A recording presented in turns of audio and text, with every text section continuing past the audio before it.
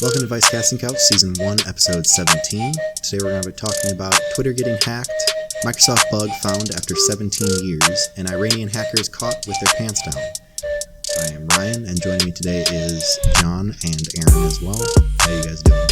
Fantastic. What a great day. How about you, John? I hear that, Brother Aaron. Going to church this Sunday, boy.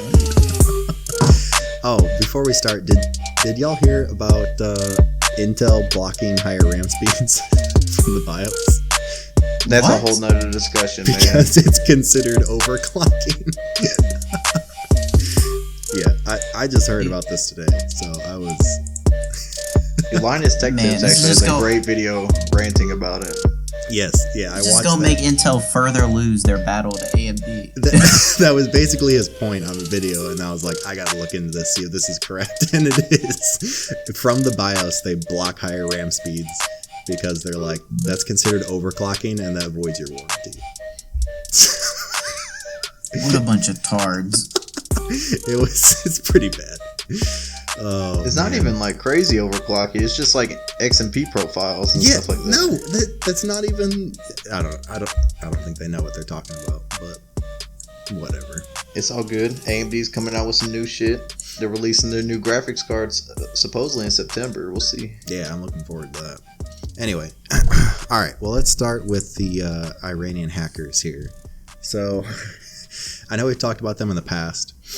Usually, when we talk about what they've done, it's usually all alleged because the tracks that are left behind are usually pretty slim to none. But this time, so a security research team at IBM called X-Force, nice name, stated that they obtained roughly 5 hours of video footage that was recorded directly from the screens of hackers working for a group known as Charming Kitten. According to Google, this is the same group that unsuccessfully tried to break into email accounts of President Trump's staffers, as well as allegedly trying to hack into U.S. companies working on new vaccines. It's one of the most active state-sponsored hacking/spy teams linked to the government of Iran, and the leaked videos were among 40 gigabits of data that the hackers had apparently stolen from victims' accounts, including U.S. and Greek military personnel. So, you may be asking, how did they get this info? You know, did they counter hack them? Did they have a man on the inside? No, it was a misconfigured cloud server. They messed up the security settings, and they're basically able to get in and collect all this data on them. The videos appear to be training demonstrations that Iranian hackers made for new members on how to handle accounts after they have been compromised. Showed the hackers accessing compromised Gmail and Yahoo Mail accounts to download their contents, as well as gathering other Google-hosted data from the victims. This sort of data capturing and management of hacked accounts, it's not necessarily sophisticated. I think when most people think of hacking, they think of CSI cybercrimes or whatever, some guy in a ski mask at his computer. But they said, from what they've seen, it's basically just a super labor-intensive, large-scale phishing operation. And if you're not familiar with phishing, it's basically all those scam emails you get from the Nigerian prince. That's a form of phishing, asking you to wire money, and then your grandma falls for it. So the videos, nonetheless, they represent a pretty rare artifact. As I said before, usually there's not this much evidence against any hackers, especially state-sponsored hackers. They usually cover their tracks pretty well, and they'll deny it and all that stuff. But this was kind of crazy because it was literally just a bunch of videos of them actually hacking. But it is effective. One reason for this, this isn't the first time the Iranian hacking operation has been exposed. In the spring of 2019, another Iranian group known as Oil Rig, again, nice name, had their hacking tools, IP addresses, and their alleged victims leaked through the Telegram app. But they didn't change their tactics at all. So obviously the tactics are working, even though they're not super, sophisticated. But I mean, I guess they're working. So I don't know what Iran's gonna say to this, but I thought it was pretty interesting. It is pretty interesting. Did your article mention how they would use like Google Takeout, which allows them to export content from their whole Google account, like location history and information from Chrome and different Android devices? Yeah, and they were saying they hacked like over 75 different websites, ranging from like banks to like video and music streaming to sometimes stuff like pizza delivery apps and baby products. Jeez. Okay, yeah, you must have read a different article then. Oh yeah, no, me and you were reaching the same topic. Yeah. I was trying to find the actual videos. I wanted to watch them. As did I. I could not find them. I don't know if they were taken down. I don't know. I'll have to browse Tor and see if I can find them. But I didn't go that far yet. But I just searched for them, on the normal web, and I could not find the video. So I'm guessing they were taken and scrubbed to the best of their ability. But I'm sure they're out there somewhere. If it's on the internet, it's there forever. So I'll find it. It was also interesting. It was interesting because in my article they were talking about how once they did compromise these accounts, they would like delete like emails notifying like people of suspicious logins and stuff like that. Oh, really? To try and like hide their tracks. Yeah. Nice. Yeah, it's kind of sad. I forgot which website it was that posted the article. That was a different perspective on it that I was reading, but in there they did say that apparently, according to the video, it's not that hard for them to get into these accounts. Because, I mean, there was 40 gigs of data in there from people's accounts. And obviously this isn't the first time they've done this, and obviously this won't be the last time. So to me, it seems like a lack of user training. I mean, if they're clicking on shady links or, not verifying that the email was signed or encrypted or, whatever. Yeah, I don't know. From what they were saying, it didn't seem like it was too hard for them to get into people's accounts. So. Oh yeah, and it also makes me question like how much they actually tried to hide this, because the article I was reading said the IBM researchers, they found it because the server was associated with domains they've used in the past. Like if I was to do this, I would make a new domain or do something along that line instead of reusing something. Yeah, like they said in 2019, they were exposed and they just didn't really care. They just kept on doing what they were doing. I know the Iranian government has said that they're not affiliated with them and stuff, but I mean it's become apparent that they're definitely state sponsored. I thought it was really interesting and kind of crazy how often this seems to happen. I mean, obviously we don't catch them every time, but it seems to work. So it's kind of sad. I don't know. Did you read anything if Google has come out with anything saying that they're gonna change anything, or because I mean, if this has been happening for years, you would think they would try to do something to keep them out. I know Google has upped their like their spam filters and stuff like that. Like personally, I don't get nearly as many spam emails as I used to back in the day. So I know they've cracked down on that. But I mean, if they're still getting into accounts through phishing, that's kind of crazy to me. Well, there's only so much you can do. It's just a big cat and mouse game, really. And while Google has stepped up their game with filtering out spam emails, there's only so much they can do. Yeah. Plus, I would say, there's a massive, security push to these larger organizations, you know what I'm saying? So, Google, Microsoft, whoever your provider is. Mm-hmm. I know for me, working with a lot of companies, whenever they move to the cloud, they believe there's this mindset that oh yeah, we moved our server to AWS, so now AWS is responsible for security. And it's no, that's not at all how that works. AWS is responsible for their own physical security and making sure there's no misconfiguration in their network, but the management is still on you. And I feel like a lot of people, I know I've done Office 365 migrations where people are yeah, we're in Microsoft, now, and it's okay, that doesn't mean you can just, not do two-factor authentication on your email, because that's something that Microsoft recommends. Yeah. They're just a service. So it's very interesting, the thinking behind that. Oh, yeah, Google's taking care of that. And it's well, yes, that's why Google sent you 30 notifications about your two-factor authentication. You know what I'm saying? That's why they put the banner up top when you're looking at this email that says, hey, be careful. This might be spam. And you're oh, let me click on it from Best Buy. From Best Boo. Yeah, exactly. Like, it's just, it like you said, it's a gigantic cat and mouse game, but sometimes it's quite hilarious the thinking that goes through our minds. Yeah, I mean, it's kind of the same principle. You wouldn't blame your bank if someone stole your debit card. Like, yes, that you use them as a service, but you also have to keep your own stuff secure and safe. Like, Yep. they don't protect you from everything. But the cloud isn't magic. Oh, Aaron, do you want to talk about the Microsoft bug? Oh, I was waiting for you to ask me these questions. Oh, there you go. There's your segue. Yes. Yeah, exactly. Okay, here we go. So Microsoft, in their infinite wisdom, has let us know that 17 years ago, there was a vulnerability that has persisted through Microsoft OSs for literally almost 2 decades. And finally, we've discovered that this is a gigantic problem. This isn't a small problem either. It's a wormable exploit in DNS, which, for most organizations, like they think, Microsoft DNS, it's like not that big of a deal. When I was telling my customers, earlier this week, it's like, hey, we got a patch. This is a big deal. They're like, but we don't run Microsoft DNS. I was like, oh, yes, you do. I was like, do you have Active Directory? You have Microsoft DNS. They go hand in hand. And so, all these people, they're unaware that they have it. Microsoft has put out this, it was kind of actually really,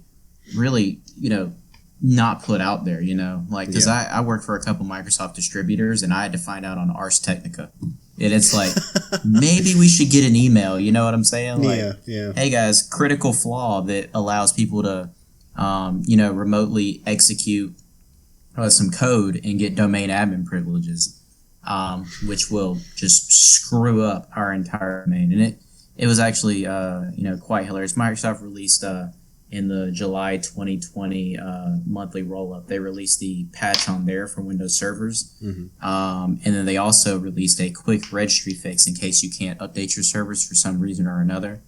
But it is still, quite hilarious because a lot of these organizations, like, they don't know. They have no idea. So this threat is going to be out there for a long time. Like, as we all know, like, you can search the internet and find, threats that are supposed to have been mitigated 7 years ago that are still out there. And I just think this is a big deal because, Active Directory is the key of identification for a lot of organizations. And this impacts DNS specifically, but what are DNS servers typically also running? Domain controllers as well. So, it's just absolutely amazing, like, how we have yet to see the impact is what I'm trying to say. Like, because, I know the federal government, for instance, in the U.S., they said that, all federal agencies have, 1 day basically to comply with the order to patch this critical vulnerability. Microsoft released it as a, top scale, critical vulnerability, and then a bunch of other rating agencies said, like, it's a 10 out of 10, like, patch now, basically.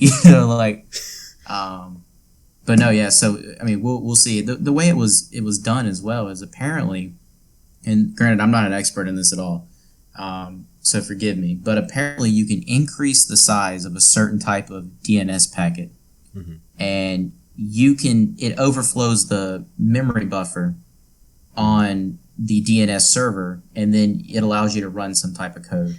Now, like I said, I'm nowhere near an expert on any of this stuff, but it's like, haven't we been dealing with flaws like this forever now? Like, isn't this a very common flaw? Like, I know, John, you may know more about this than I do, but like, haven't we figured out with, like, various types of SQL and stuff, like, maybe we should patch all these issues? Oh, yeah, buffer overflows have been around since, like, the dawn of computers. Like, it's just trying to find out, like, where they all are, and how to mitigate against them is really the problem. So they did confirm so with this Microsoft bug, has this ever been exploited, like, on a huge scale? See, we won't know. We won't know for a while now. Okay. It's going to take a while for security experts to analyze the results of breaches and then say, hey, this was the reason why. But we've had a lot of high profile breaches this year only. So I mean, we just don't know what could have caused it. And typically companies aren't too like forthcoming, like, oh, here's what the problem in our network was. True. Yeah. So it could have already been exploited, and we just didn't know. However, the best thing you can do at this point is make sure your DNS servers are patched and up to date. Microsoft did release patches as well as a registry update for servers. You can patch your 2003 if God forbid you still have one. I have customers with 2003 servers. Don't laugh; it's serious. Goodness gracious! Why? Some things are not designed to run on modern OSs, and unfortunately, some of those systems are extremely important to organizations. Well, that's why you have in hospitals. I was going to say in hospitals, you see it like with MRI machines still running like XP and stuff like that. That's true. That is true. Either vendors will go out of business and not update the product, or they just make a new product and you're like, hey, if you want the new stuff, buy the new product. And you're like, I don't have $125,000 to buy a new MRI machine or whatever, Yeah. Or it's like a piece of software you had developed, custom for your environment. And it's like, hey, do you want to pay us another $30,000 to upgrade it? And it's like, hell no, I don't. What's wrong with you? If it works, it works is the typical mindset around here. And we have to do our best to secure those servers. And I'm glad Microsoft not only released an update for the newer servers, which is totally acceptable, for them. It's like, why are you running 2003 anyways? But they also released a way to patch your older systems to make them, secure as well. And I think that that's awesome from their point. Yeah, it's definitely a step in the right direction. Oh yeah, but note to self: patch your DNS servers. good. All of them. All of them. Well, speaking of vulnerabilities and exploits, John, do you want to talk about Twitter? Well, let me backtrack just a little bit. You mentioned the Nigerian print scam. Yeah. And I'm just going to go over the basic, kind of thinking behind it. So usually, with the Nigerian print scam, we first saw as email where it's like, hey, send me this little bit of money because I'm in trouble. And then once I get out of trouble, I'll send you a larger sum of money. Yeah.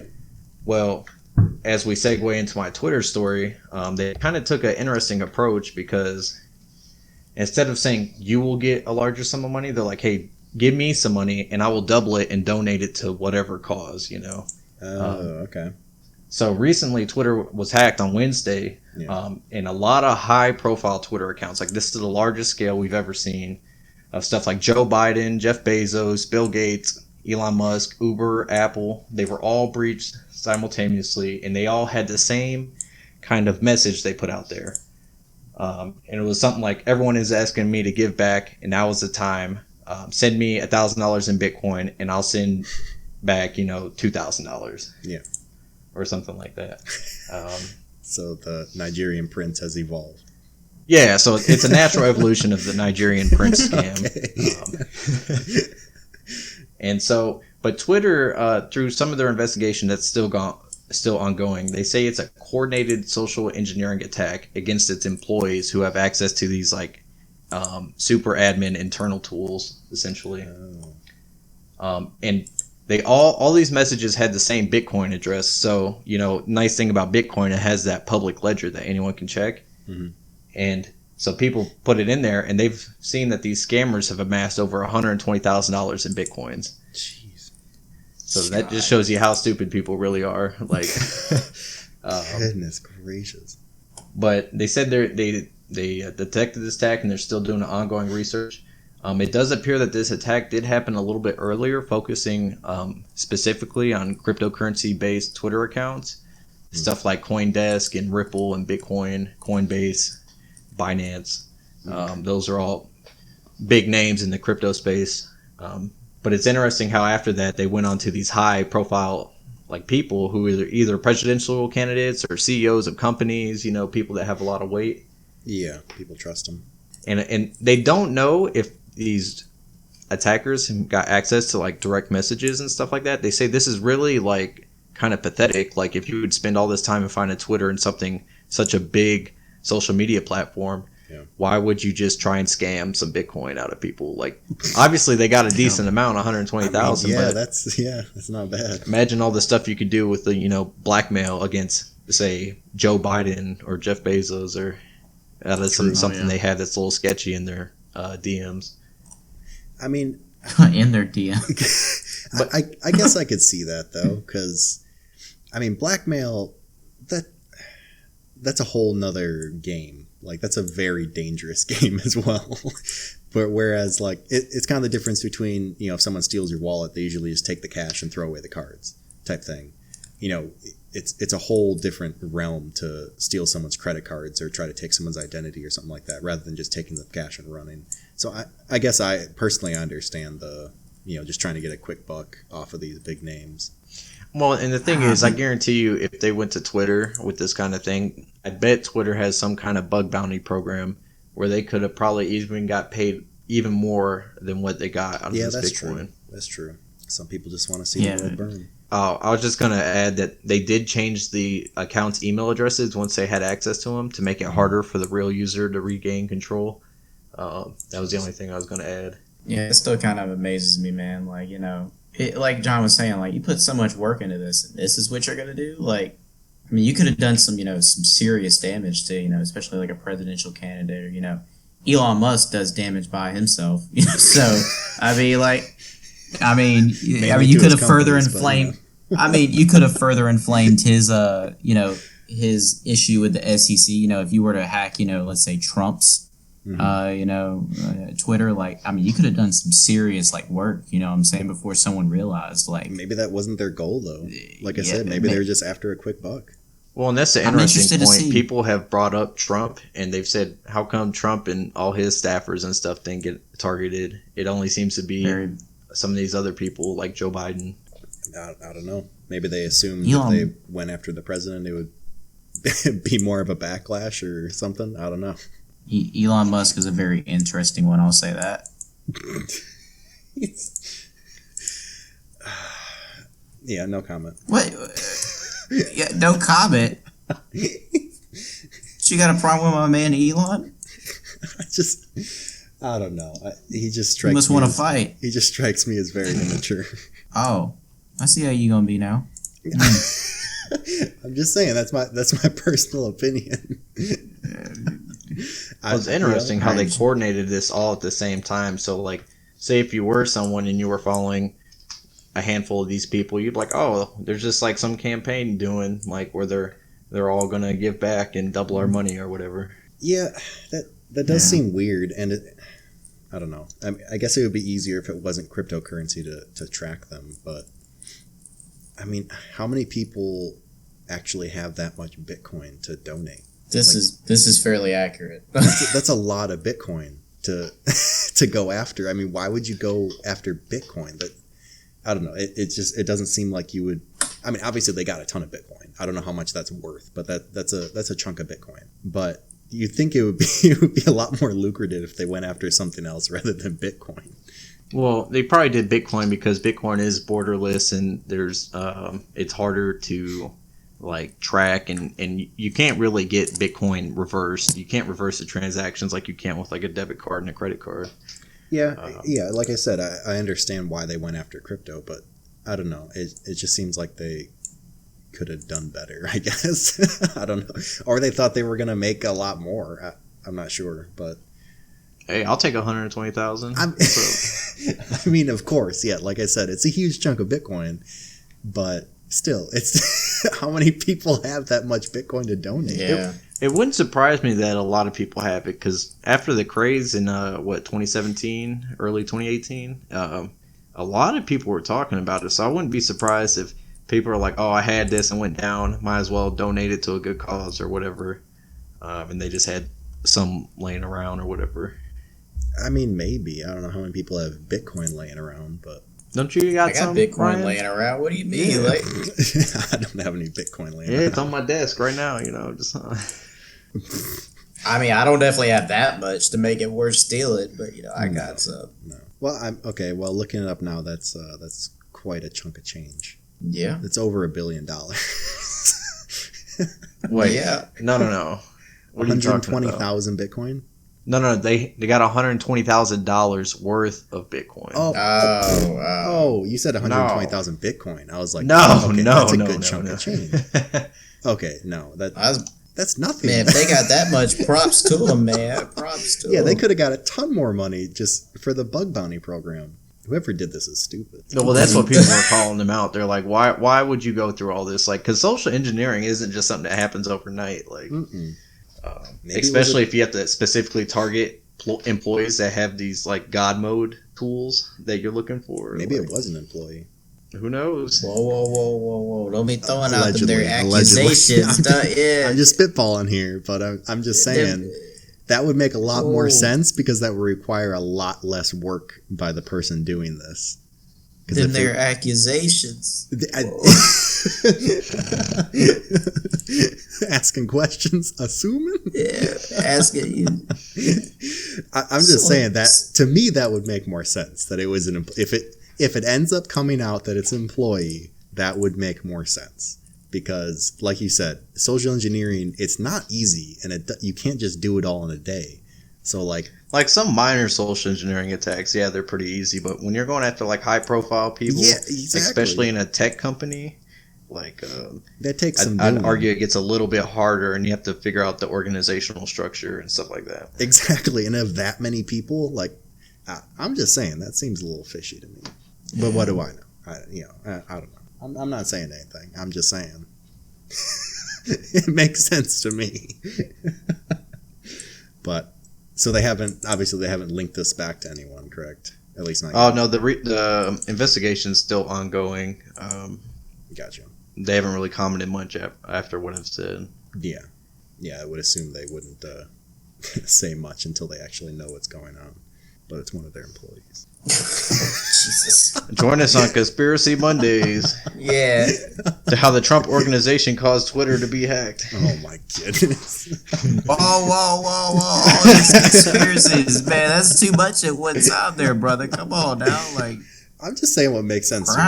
It makes sense that it would be an employee. I'm not saying it is, but I see your point. That takes a lot of work to get $120,000. Like, yeah, that's a lot of money, but come on. That would take a lot of work to get that much. That's not a good point. I see your point. Anyways, I don't know. What do I know? Probably the same amount that I know. Exactly. You guys got anything else? Nope. If you have a link to the Iranian training videos, please comment it below. We'd love to watch those and do an in-depth review of some of their tactics. I mean, honestly, yes. I would love to see them as well. As I said, I have not gone on Tor yet to see if I can find them, but I could not find them on the web anywhere. They had like screenshots of it. Obviously, I'll put the links to those in the description, but I haven't seen the actual whole video. Which I would love to do, so I can actually decide for myself what's going on. But I don't even know if they would release it because, like, to begin with, because from what they were saying, it's a step-by-step on how to hack Yahoo and Gmail. So yeah. I don't know if they would release those. I mean, I'm sure you can find some tutorial on it, but now every time you look this stuff up, you have some like 12-year-old with his unregistered hypercam. With like the old YouTube music, like near. Oh my goodness, those were the days of YouTube. Remember when YouTube was actually fun? Yo.